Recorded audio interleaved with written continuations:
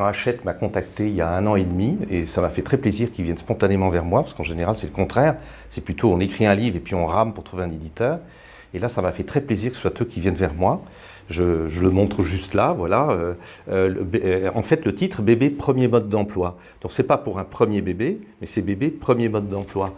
Et c'est vrai qu'une fois que j'ai terminé de l'écrire, il y avait toutes les thématiques, toutes les fiches, tout ce qu'il fallait expliquer pour être non redondant et surtout ne pas culpabiliser les parents.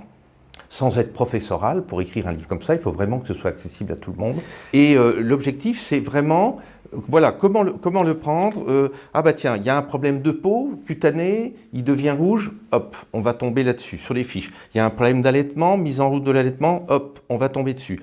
J'ai envie d'allaiter, mais je ne suis pas vraiment certaine de vouloir allaiter. Ben, il n'y a pas de problème.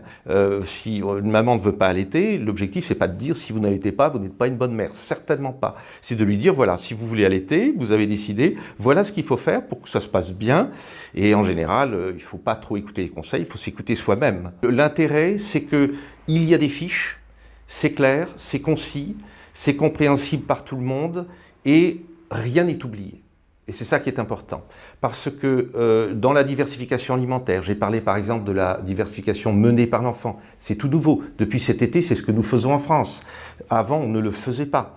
La manière d'éduquer un enfant, même dans la première année, tout ça est abordé fiche par fiche, et avec le texte et avec des illustrations. Alors je suppose que vous l'avez fait lire à des jeunes parents. Quels sont leurs retours pour l'instant? Je dois dire que grâce aux réseaux sociaux, parce que les gens communiquent, l'accueil est extrêmement favorable, ça fait vraiment plaisir.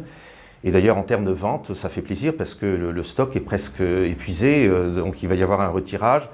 C'est très encourageant. Alors, vous êtes blogueur, vous avez Pédiatre Online, donc le site où les parents peuvent appeler un pédiatre 24 heures sur 24. Hein.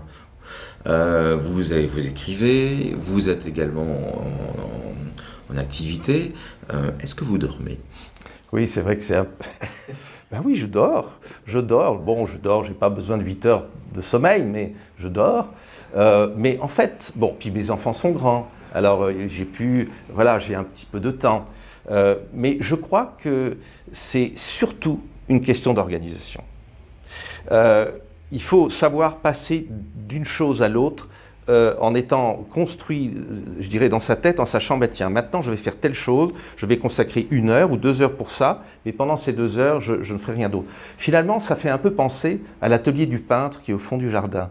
Je me suis souvent demandé pourquoi l'atelier du peintre était au fond du jardin. Ben maintenant, j'ai compris. Il est au fond du jardin et pendant les 2 heures ou 3 heures où il va peindre, il ne fera rien d'autre et il ne sera pas dérangé par quoi que ce soit, d'un téléphone ou... Écoutez, merci, bonne chance pour la suite de vos activités. Merci. Merci.